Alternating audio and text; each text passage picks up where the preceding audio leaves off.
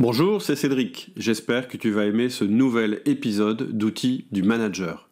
Si les idées dont je vais te parler te plaisent, tu auras peut-être envie de passer à l'action. Pour ça, j'ai créé une série de mails spécifiques en lien avec le sujet de ce jour. Pour recevoir cette série, il suffit que tu cliques sur le lien en descriptif. Je t'en reparle en fin d'épisode. En attendant, je te souhaite une excellente écoute. Dans ce podcast, je vais défendre l'idée révolutionnaire selon laquelle vous pouvez et même vous devez automatiser votre management. Nous sommes Cédric Watine et Alexia Ferrantelli d'Outils du Manager, le podcast en français sur le management le plus écouté. Bonjour Cédric. Bonjour Alexia. Alors, quelle nouvelle aujourd'hui ? Eh bien, cette fois, je te parle depuis mon nouveau bureau, dans mon nouveau bâtiment, qui a été construit pour être adapté à mon activité et à nos façons de voir les choses, et c'est super agréable. Donc on est maintenant dans un bâtiment unique, avant on était sur 2 bâtiments, et surtout c'est beaucoup plus moderne, c'est clair, lumineux, fonctionnel, c'est sobre en même temps, ça la ramène pas trop, bref, tout comme on aime. Et le plus sympa là, c'est la vue que j'ai, donc je vois d'ici le Mont Cassel, et franchement c'est superbe. Donc à la fin du podcast, je ferai une petite photo et je vous la mettrai dans le prochain mail que j'enverrai à ma liste confidentielle de contacts. Vous savez que vous pouvez faire partie de cette liste confidentielle en vous inscrivant sur le site. Et puis accessoirement, parce que la photo c'est bien, mais ça vous permettra de rien perdre de notre actualité, de recevoir les conseils sur le management, les nouvelles techniques d'organisation ou de communication personnelle et tout ça. Ok. Voilà pour la partie déménagement. Et puis au niveau de la formation, ça continue. Je viens de finir un gros module, le module 7, qui parle de disque et puis de la relation que vous avez avec votre boss, avec votre hiérarchie. Donc la formation aussi, ça avance bien. Et puis vous êtes toujours plus nombreux à nous rejoindre, donc ça fait plaisir. C'est super motivant. Ça m'encourage à ajouter encore plus de contenu. Je pense qu'au total, il y aura 10 modules. Génial. Ouais, super content. Ok, alors aujourd'hui, tu veux nous parler d'automatiser notre management. Ça paraît un peu bizarre d'automatiser quelque chose qui appartient au domaine de l'humain.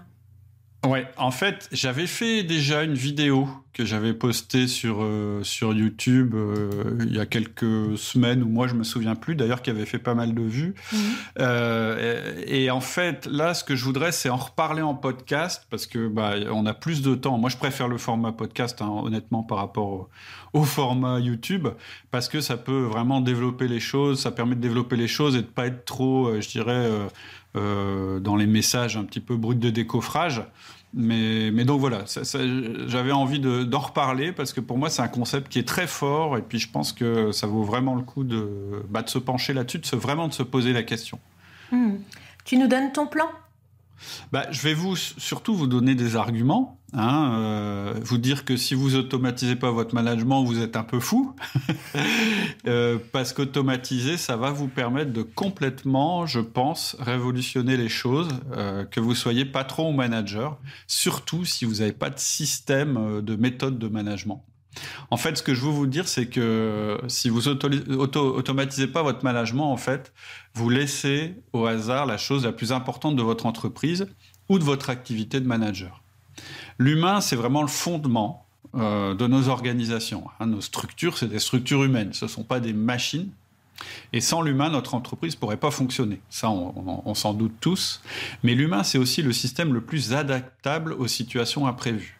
Et ces situations imprévues, elles sont de plus en plus fréquentes dans les marchés actuels.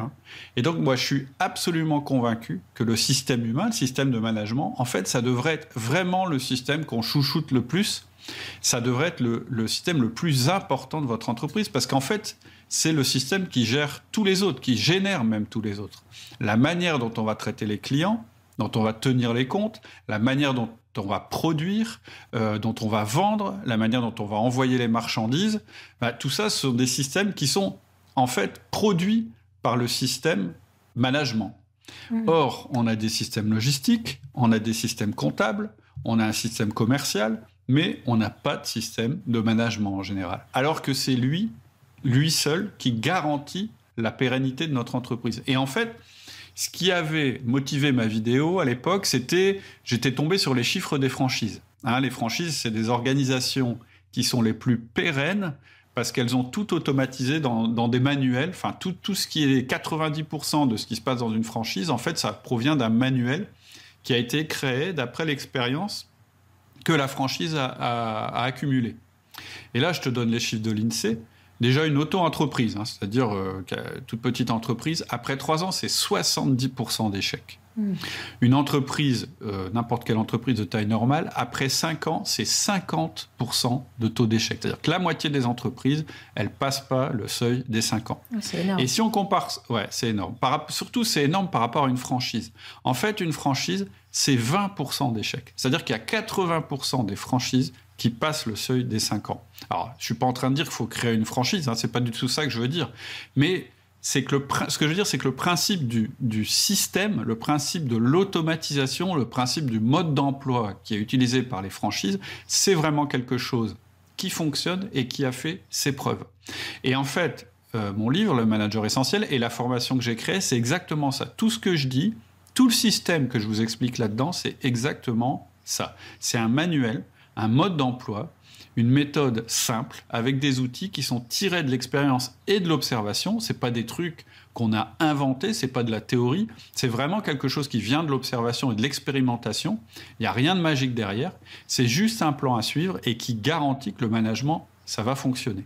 Beaucoup plus que si on le laisse, que si on le fait au petit bonheur la chance. Alors, ton premier argument, c'était automatiser permet de rendre simple quelque chose de complexe. Bah oui, en fait, ça c'est connu quand on fait de la gestion de projet ou même quand on se pose des questions sur la motivation et sur la difficulté qu'on a à se mettre en route. Quand on a quelque chose de compliqué et de complexe à mettre en place, on le décompose en toutes petites étapes, ou bien en outils qui ont chacun sa fonction.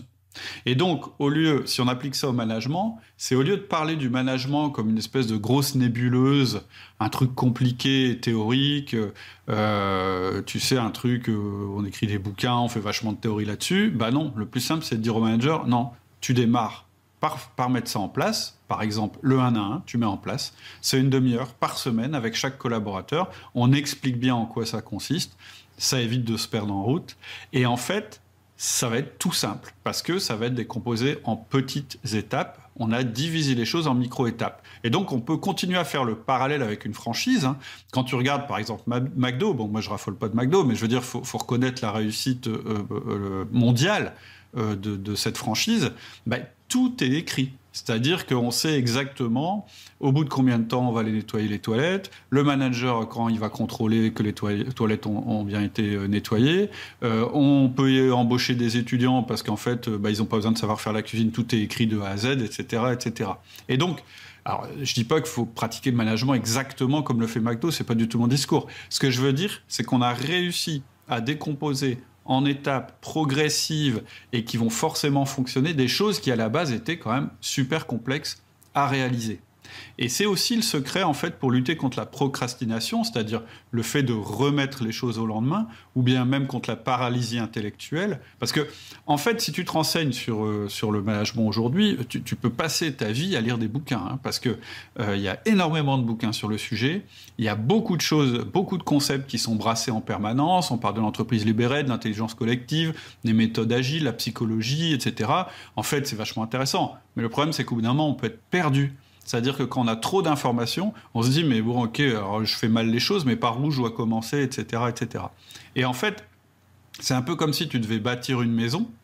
Et puis là, maintenant, hein, ça y est, le chantier, parce qu'en général, l'entreprise, le management, il ne t'attend pas. Donc voilà, tu as le terrain, tu as tes mensualités qui commencent à tomber, puis il faut bâtir ta maison. Et puis, on te bassine avec l'art gothique ou l'architecture brutale, enfin ce genre de trucs. Alors que ce qu'on devrait te faire, c'est t'expliquer comment il faut faire les fondations. Ou bien c'est comme si on te disait, voilà comment tu vas poser les tuiles, alors que le toit, tu ne l'as pas encore fait, tu n'as même pas les fondations. Et donc, dans ce cas de figure, ce que tu voudrais, c'est un mode d'emploi pas à pas. Et c'est pour ça que je dis qu'effectivement, la première chose qu'automatiser permet de faire, c'est de sécuriser, parce que c'est des choses éprouvées qui ont marché. Et la deuxième chose, c'est que ça permet de rendre simple quelque chose de complexe. Tu disais aussi qu'automatiser se substitue à la volonté et à la motivation.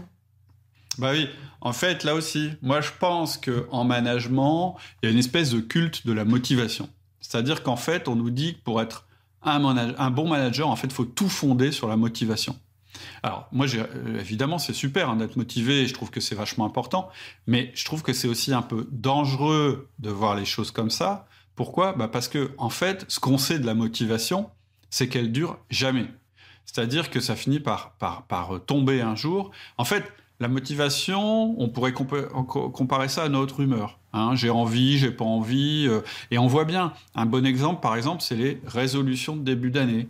Je suis allé sur Google tout à l'heure et puis j'ai regardé les résolutions de début d'année. Tu sais, Nouvel An, ah ouais, je décide que je vais arrêter de fumer, enfin tous ces trucs-là. J'ai regardé le pourcentage de réussite. Devine combien c'est le pourcentage de réussite ? Je sais pas, 60%. C'est 12%. Oula. 12%. Et en fait, tu peux faire la stat toi-même.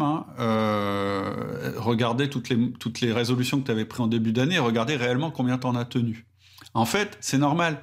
En fait, ce serait comme s'il suffisait de décider, par exemple, qu'on veut arrêter de fumer ou bien de courir ou de perdre du poids pour que ça marche. Et en fait, ça marche pas comme ça. La motivation, c'est ce que je disais tout à l'heure, ça fluctue, c'est comme l'humeur.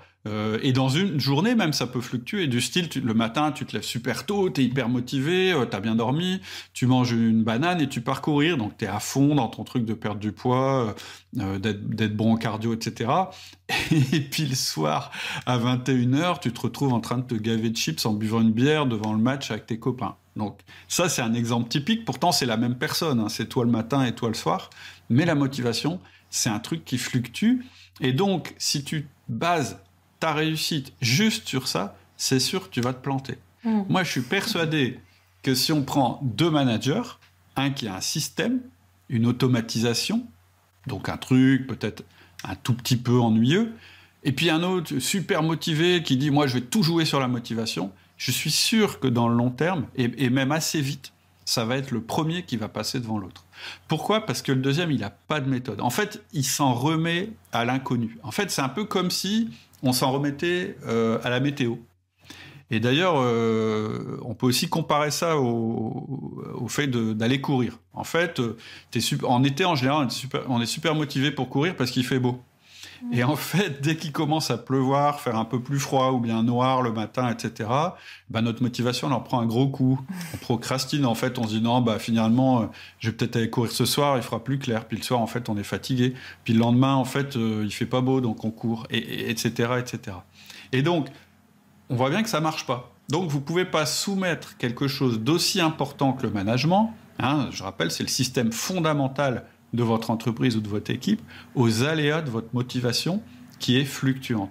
Et pour un manager, c'est pareil. Faire subir notre humeur à nos collaborateurs, c'est-à-dire les manager quand on est de bonne humeur, mais pas les manager quand on est de mauvaise humeur, c'est quand même pas tout à fait juste. Et en plus, être manager, c'est quand même ce qui fait que vous êtes mieux payé que les autres. Et donc, vous allez rendre ça dépendant des autres. C'est pas vraiment sérieux. Votre équipe, en fait, la performance de votre équipe, clairement, elle dépend de votre capacité ou pas à faire du management. Et si votre capacité ou pas à faire du management, elle dépend de votre humeur, ça veut dire que toute votre équipe, en fait, dépend de votre humeur. Et donc, je te laisse calculer combien de salaire ça fait. Et le montant du gâchis quand tu n'es pas de bonne humeur, ou quand tu es débordé, ou quand tu n'as pas envie de faire du management. Et en fait, avec la bonne méthode de management, la bonne automatisation, en fait, le management, ça va te prendre 10 à 15% de ton temps. Et ça, je démontre dans la formation, parce qu'en fait, quand tu as le bon système, ça décuple son efficacité. Et en fait, en changeant 10-15% de votre programme journalier, ou même hebdomadaire, vous allez devenir manager, alors qu'avant, vous étiez plutôt un dilettante. Et donc, vraiment, je pense que si on n'a pas de méthode, si on n'a pas d'automatisation, moi, je pense que c'est quasiment l'échec assuré. En tout cas, moi, c'est ce que j'observe. Automatiser, ça permet aussi de mettre en place une habitude pour toi et des changements lents pour tes collaborateurs. Oui, en fait, déjà pour toi, c'est la clé pour quelqu'un qui veut changer. C'est ce que j'expliquais tout à l'heure quand je comparais avec le sport ou arrêter de fumer, etc. Et en fait, ce qui marche, c'est pas la décision hyper violente, parce qu'en fait, quand tu fais ça de manière violente, c'est-à-dire tu te mets à faire plein de sports, par exemple, il va y avoir un effet boomerang. C'est-à-dire que ta démotivation, elle va être à la hauteur de ta motivation, parce qu'il n'y a rien, en fait, pour maintenir ton activité telle que tu l'avais décidé. C'est bien d'être motivé pour démarrer, c'est vachement utile, vachement intéressant, mais ce qui va faire qu'on va réussir, c'est que le démarrage, il va être progressif et puis qu'on va tenir dans le temps. En fait, ce qui marche, c'est quand même cette espèce d'engagement qu'on a pris avec soi-même, mais ça marche aussi d'être un peu obligé de le faire. Par exemple, si je reprends le truc de la météo et du footing, si tu as rendez-vous avec tes copains à 8h ou à 7h du matin, puis tu sais qu'eux, ils se sont levés, bah même s'il pleut, tu vas y aller. On y va quand même, en fait, pour pas les décevoir. Donc, on n'est plus dépendant de la météo. Eh ben, le management, c'est pareil. Quand tu as décidé, quand tu as mis en place les choses, bah, c'est plus dépendant de ton envie ou pas de le faire. Mais on va y aller aussi plus facilement parce que c'est répétitif, c'est-à-dire que c'est un truc qui se reproduit, donc on va créer une espèce d'habitude, mais c'est limité dans le temps. C'est-à-dire que ça ne demande pas non plus un effort très long pendant toute la journée. C'est-à-dire que la manière d'automatiser le management, ça va pas être de faire du management toute la journée. Ça va être de le faire pendant une période de la semaine, concentré, et donc ça va être jouable. C'est un peu comme si on disait, bah, on va courir 3 fois par semaine pendant 30 minutes, c'est pas un gros effort, comparé à je vais faire un marathon chaque mois, tu vois. Bah, la plus efficace et le plus tenable, c'est quand même la première solution. En management, c'est pareil. Ça s'appelle en fait, ritualiser les choses. Et quand on n'a pas envie, en fait, le rituel, il va se substituer à notre volonté. Donc, on n'est plus dépendant de notre météo interne, de notre humeur. On a en fait un système automatique qui nous oblige. Et après, ce que tu disais, c'est vrai aussi, c'est qu'en plus, c'est très adapté au management. Parce que, en fait, tout ce qui est violent en matière humaine, ça a un effet boomerang. Et donc, si tu ne prends pas du plaisir dans la régularité plutôt que de faire un effort maximal, bah, tu vas être dégoûté, tu vas avoir cet effet de démotivation très très fort. Un peu comme les régimes, c'est-à-dire qu'un régime drastique, ça ne marche pas par rapport aux habitudes alimentaires. Il y a plein d'études qui sont sorties là-dessus, et ce n'est pas étonnant, c'est que les gens qui font des régimes drastiques, en fait, ils prennent du poids dans le long terme. En management, c'est pareil. Plus tu vas faire des choses violentes, différentes, changer de méthode tout le temps, moins tes équipes vont être motivées. En management, la clé, en matière humaine, de toute façon, la clé, c'est la fréquence. C'est beaucoup plus puissant que l'intensité. Les grands-messes, les revues de fin d'année très très longues, les grosses réunions ou les méthodes dont on change en permanence, en fait, ça marche pas. Ça empire les choses, ça démotive. Il y a une espèce d'effet rebond. Et plus tu fais du drastique et de l'intense ou du violent, moins les gens vont réagir et progresser. Tu vois, par exemple, les engueulades, enfin les réprimandes, on va dire, par rapport au feedback. Une grosse réprimande, c'est le manager qui crie, qui s'énerve, c'est fondé sur la violence et l'intensité. Et donc, comment ils réagissent, les collaborateurs ? Bah, la première fois, et puis peut-être plusieurs fois d'affilée, ils vont être complètement traumatisés, donc ça va complètement les démobiliser. Puis au bout d'un moment, ils vont s'habituer. Et donc, ils vont se dire, bon, ok, on va attendre que l'orage passe, hein, un peu comme les gamins, quand les parents s'énervent avant de partir en vacances. Et puis, ils savent qu'en fait, ta motivation, elle est fluctuante, parce qu'ils savent très bien comment tu fonctionnes. Tu es un colérique, donc tu vas finir par lâcher, par abandonner. Et donc, ils supportent l'orage, ils entendent même plus ce que tu dis, et pendant ce temps-là, leur mobilisation, à eux, elle baisse encore, parce qu'ils vivent des échecs, ils voient bien que ça ne marche pas, et donc tu es dans une mauvaise spirale. Alors que quand on fait du feedback, hein, le feedback, c'est notre outil qui est vraiment fondé sur la fréquence, bah c'est l'inverse. En fait, ils progressent doucement, ils s'améliorent, ils changent. Mais le problème, c'est que le feedback, c'est pas un truc qu'on fait une fois et hop, ça marche. Ça fait partie d'un système, d'une automatisation. Et en fait, le feedback sans tout le reste, ça n'a aucun sens. Ça fonctionne pas. Ça peut marcher que parce que tu as commencé par bâtir les fondations, que parce que tu as suivi toutes les étapes qui ensuite allaient te permettre de faire le feedback et de manière répétée pour que ce soit efficace. Ok. Automatiser permet aussi de rendre les choses visibles. Ouais, en fait, une des caractéristiques du management, un truc qui rend le sujet compliqué, c'est que le management, c'est invisible. En fait, on ne voit pas un manager manager. Un plombier, lui, par exemple, je prends l'exemple du plombier, il n'a pas trop de questions à se poser sur sa performance. En fait, un plombier, quand il a fini son travail, il n'a même pas besoin que tu lui dises que c'est bien ou que c'est mal, parce qu'il a sous les yeux le résultat du travail. C'est-à-dire, il y a encore une fuite ou il n'y a plus de fuite. Par contre, un manager, il ne peut pas mesurer son succès, il ne peut pas mesurer son action. Tant qu'il n'a pas mis en place son système, son automatisation, en fait, on ne voit rien. C'est-à-dire que, est-ce qu'il a managé cette semaine ? Un peu, beaucoup, pas du tout. En fait, on ne sait pas. C'est écrit nulle part et en fait, c'est soumis à sa volonté. Et même lui, il ne sait pas. Ah, les gens se plaignent, je vais aller leur parler, je vais faire du management. Ah mince, machin quitte l'entreprise, mince, qu'est-ce qui se passe, comment ça se fait ? J'ai du mal manager. C'est-à-dire qu'en fait, on subit les choses et on n'est pas capable de faire le lien entre ce qu'on a fait ou pas fait et ce qui se passe dans notre équipe. En fait, on n'a aucune mesure de notre management, on n'a pas de visibilité parce qu'en fait, il n'a pas de réalité. On ne l'a pas rendu concret. Or, en entreprise, on ne peut améliorer que ce qui existe et que ce qu'on mesure. Automatiser, ça permet aussi d'améliorer et de progresser. Ah oui, parce qu'en fait, une fois que tu as rendu les choses visibles, tu vas pouvoir les améliorer. En fait, créer un système, ça permet de l'améliorer, c'est-à-dire de le rendre meilleur. Avec le système qu'on met en place, le système manager essentiel, en fait, vous savez tout de suite si vous avez managé ou pas. Vous savez tout de suite si vous avez bien managé, si vous avez managé mieux que la semaine dernière ou moins bien. Et donc, en fait, automatiser, ça permet aussi de progresser, c'est-à-dire d'avoir une courbe de progression. Par exemple, de ne pas mettre la charrue avant les bœufs. Par exemple, vous n'allez pas déléguer tant que vous n'avez pas la confiance de vos collaborateurs. Et la confiance de vos collaborateurs, vous allez l'avoir parce que vous avez mis en place des 1 à 1, que vous les avez fait d'une certaine façon et que vous avez attendu de mesurer que vous aviez la confiance du collaborateur. En fait, ce sera moins efficace aussi si vous mettez la charrue avant les bœufs parce que vous ne serez pas encore bon. Vous n'aurez pas suivi votre courbe d'apprentissage. Il y a un chercheur qui s'appelle Anders Ericsson qui a déterminé qu'il faut 10 000 heures de pratique pour faire un super talent, un super génie. Et donc, la question que vous pouvez vous poser pour vous, c'est comment aujourd'hui vous capitalisez sur votre expérience si vous ne savez pas précisément ce que vous êtes en train de faire ? Combien d'heures de vol vous avez en fait ? Est-ce que vous êtes en train de faire du management ou de la stratégie ou de la contribution individuelle ? Tant que vous n'avez pas capitalisé, ritualisé les choses, vous ne saurez pas en fait. Vous progressez de manière peut-être ou pas, en tout cas ce sera chaotique.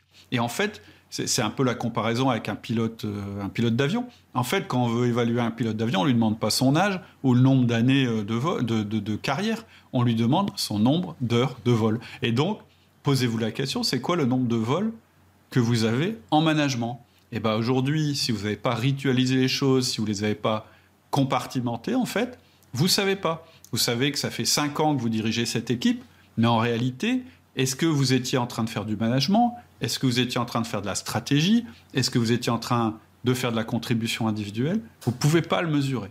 Et donc, vous ne pouvez pas mesurer votre progrès.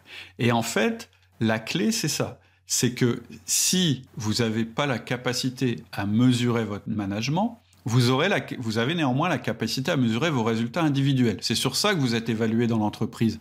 Et donc, vous allez toujours privilégier votre contribution individuelle par rapport au management. Et en réalité, vous ne mettrez jamais votre casquette de manager. Automatiser, ça permet aussi justement de compartimenter quand on a, et c'est toujours le cas quasiment, 2 casquettes, voire 3.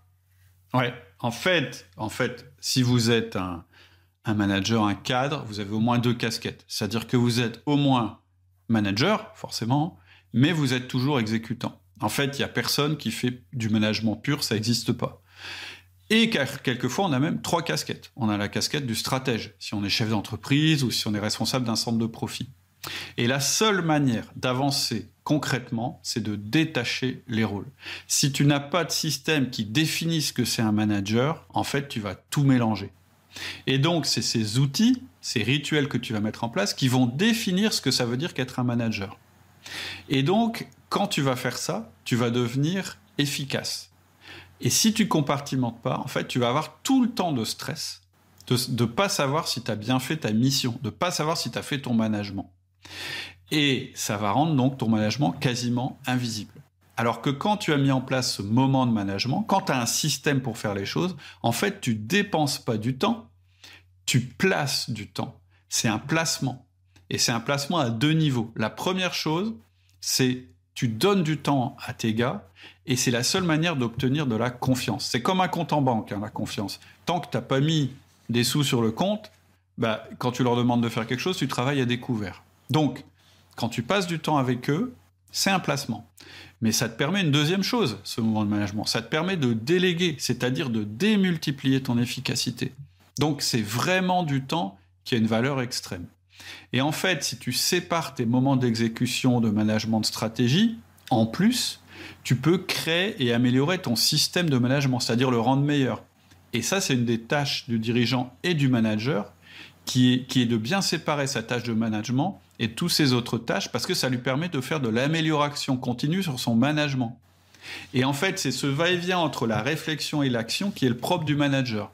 Si toutes les 5 minutes, tu dois te demander si tu dois plutôt exécuter, ou bien réfléchir, ou bien manager, ou bien faire, tu vas être totalement inefficace.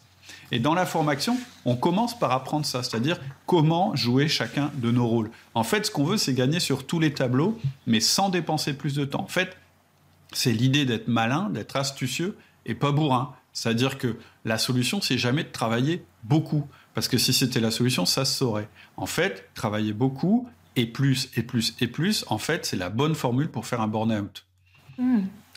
Ok, mais alors il y a quand même une chose qui peut vraiment rebuter, je trouve, dans cette histoire d'automatisation, c'est où s'exprime ta liberté, ta personnalité, parce que tu parles de mode d'emploi, d'automatisation. Bon, ça fait pas trop envie, parce qu'on n'a pas envie d'être un simple exécutant d'une méthode toute faite. On aime bien s'exprimer personnellement aussi. Alors, la première chose que je veux dire, c'est qu'en fait, parfois, exécuter, c'est bien agréable parce que, en général, quand on a un poste de manager, on est déjà très stressé par le nombre de décisions qu'on doit prendre par jour. C'est une chose. Mais ce qui est vraiment important, c'est de comprendre qu'en fait, le fait d'avoir structuré, le fait d'avoir automatisé tout ce qu'on pouvait automatiser, ça va justement nous permettre de s'exprimer à travers les outils. Ça va éviter la paralysie, ce que j'expliquais tout à l'heure, c'est-à-dire on part dans tous les sens, on ne sait pas dans quel ordre il faut faire les choses, etc., ou du fait d'être débordé.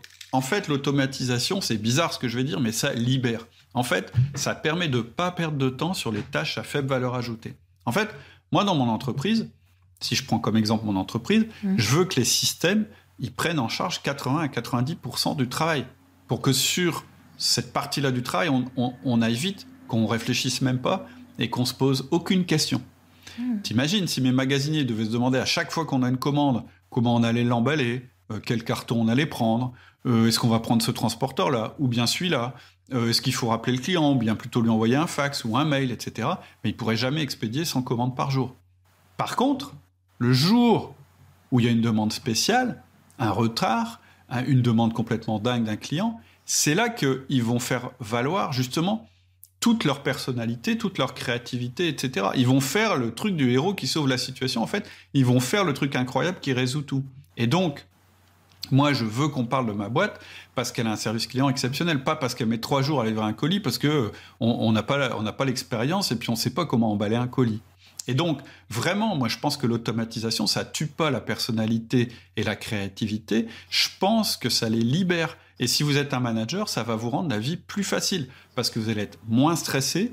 Vous allez plus avoir ce sentiment de non-maîtrise, de flou, de mélanger en permanence, ou bien cette culpabilité qu'on a de pas passer assez de temps avec un tel ou une telle. Vous saurez que votre système, il est sur les rails, que vos rendez-vous avec vos managers, ils sont déjà construits. Et ça va être vachement rassurant pour vos collaborateurs aussi. C'est pas que pour vous que je dis ça, c'est aussi pour eux. Et donc, vous allez avoir un mini-système pour toutes les composantes de votre job de manager. Comment je construis la confiance, comment j'améliore les compétences, comment j'améliore les performances, comment je délègue, comment j'affecte les tâches, etc. Donc, en tant que manager, je suis pas du tout d'accord pour dire que ça vous empêche d'être vous-même. Au contraire, cette structure, elle vous rassure et elle vous oblige et elle vous rassure en même temps.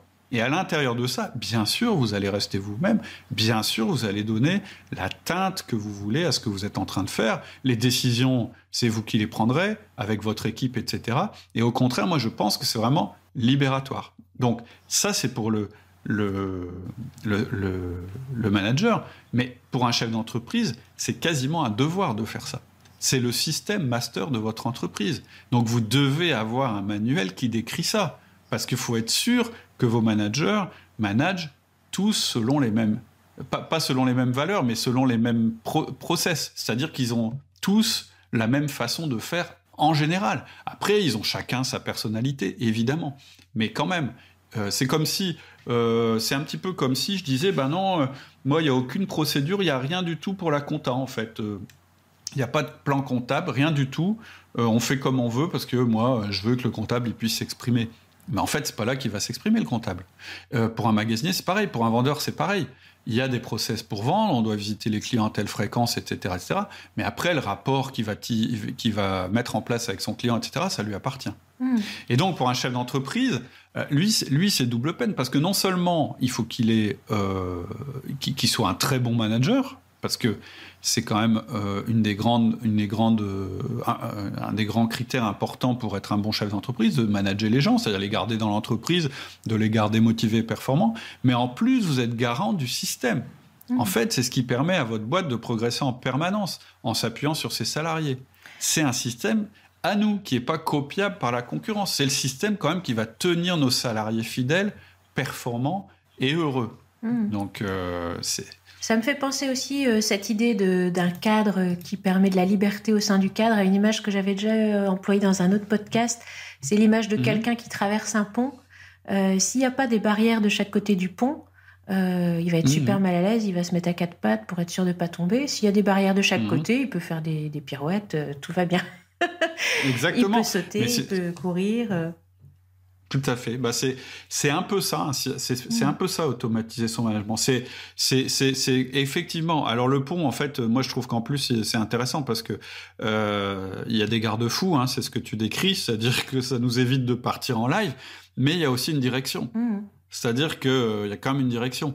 Et en management, il faut qu'il y ait une direction. C'est-à-dire qu'il faut qu'il y ait quelque chose vers quoi on tende, en fait. Et donc, en fait, vraiment, je pense que d'automatiser les choses, c'est pas du tout une manière de nier la créativité, le fait d'exister, etc. Au contraire. Et en fait, c'est un peu ce qu'on propose dans la formation. C'est-à-dire que dans les podcasts, moi, je peux donner des grands principes, je peux essayer de phaser les choses, etc. Mais quand même, ce que j'observe, c'est que les gens qui mettent en place les choses uniquement grâce au podcast, souvent, ils vont pas beaucoup plus loin que le 1 à 1. Et c'est dommage parce que le 1 à 1, c'est que les fondations, il y a quand même beaucoup d'autres choses à faire. Ou bien ils prennent des outils un petit peu tôt par rapport à leur maturité de management. Et ce que j'aime bien, moi, dans la formation, c'est que justement, c'est un système aussi. C'est-à-dire que ça vous prend par la main et ça vous mène à travers les étapes d'une mise en place de votre système de management. Et si vous suivez ce qui est indiqué, c'est un peu comme une notice, vous allez bâtir votre système, votre automatisation avec vos équipes. Ça, c'est garanti et c'est méthodique. C'est sûr, ça va se mettre en place. Si vous écoutez et que vous mettez en place au fur et à mesure, c'est que ça va se mettre en place. Et ce que j'essaye de faire, c'est que vous n'ayez pas à passer plus de temps dans l'entreprise. Donc, en fait, ce que j'essaye de vous faire faire, c'est de travailler plus intelligemment, de manière ingénieuse, en vous concentrant sur l'essentiel. C'est pour ça que ça s'appelle le manager essentiel. Et en fait, ça marche pour tout le monde, quel que soit le poste, le niveau dans l'entreprise, parce qu'en fait, le management, les principes, c'est les mêmes, quel que soit notre niveau.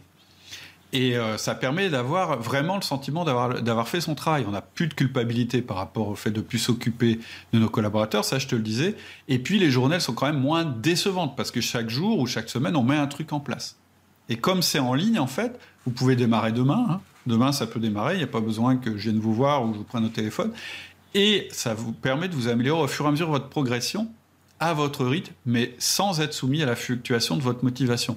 Pourquoi ? Parce que quand vous allez avoir mis en place le premier outil, vous ne pourrez plus faire marche arrière. Il sera en place. L'habitude sera créée. Et le premier système du rouage sera mis en place. Le premier rouage du système. Tout à fait. Qu'est-ce que j'ai dit ? Le premier système du rouage. Le premier rouage du système, il sera en place, en fait. C'est-à-dire qu'en fait, vous ne pourrez plus tellement faire marche arrière. Parce que, d'abord, vous n'aurez pas envie, parce que vous allez voir que ça va marcher. Mais en plus, vos collaborateurs, ils vont s'attendre à ce que vous fassiez le 1 à 1 suivant, et ainsi de suite. Et ce que ça permet de faire, en fait, c'est de pouvoir passer à la phase d'après. Sur le même outil, mais en l'améliorant. Et en fait, c'est un peu comme un sportif qui progresse. On va faire que des petits pas. Donc, on ne va pas sentir l'effort. On va monter notre système petit à petit, comme une maison, étage par étage, comme une fusée, sans prendre plus de temps. Et tous les outils que vous allez utiliser pour mettre en place votre système, en fait, ils vont s'améliorer de manière coordonnée. celui qui sert la confiance, celui qui permet d'agir sur les performances, sur l'adaptation des équipes, et ainsi de suite.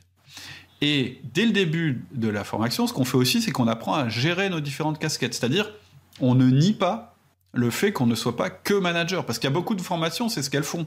Elles nous donnent des conseils, mais elles oublient complètement que on a déjà un planning, on a déjà des choses à faire. Et donc là, on apprend à comment on fait justement pour concilier nos différentes casquettes. Donc c'est vraiment une formation pour faire et pas pour apprendre, c'est pas une bonne théorie.